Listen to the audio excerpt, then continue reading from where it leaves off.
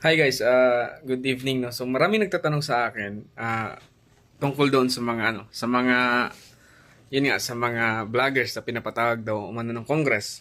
So isa lang yung masasabi ko doon. No? So unang-una, ah malaking epekto ng mga influencers pagdating dito sa pagiging critical sa government.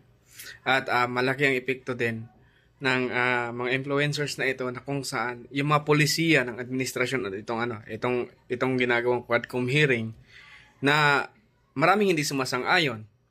So, kung titingnan natin as a whole kasi, ang pinapatawag lang is puro DDS vloggers.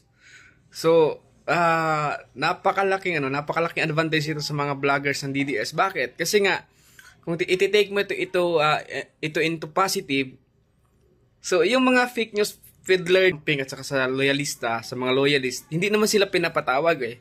So ibig sabihin, napakalakas talaga ng mga vloggers ng DDS kapag uh, magsama-sama to questions the government and the policy of the government, no? So, yun, advantage to sa mga vloggers para sa akin, no? Kasi nga, kung titignan natin, bakit DDS vloggers lang? Kung gusto niyang imbestigahin lahat, dapat lahat ng mga vlogger, na political vlogger, imbestigahin niyo. 'Di ba? So, bakit DDS lang? Bakit halos ng tao doon DDS lang yung pinapatawag? So, ibig sabihin, malakas ang impact, malakas talagang Duterte. Kung titignan natin.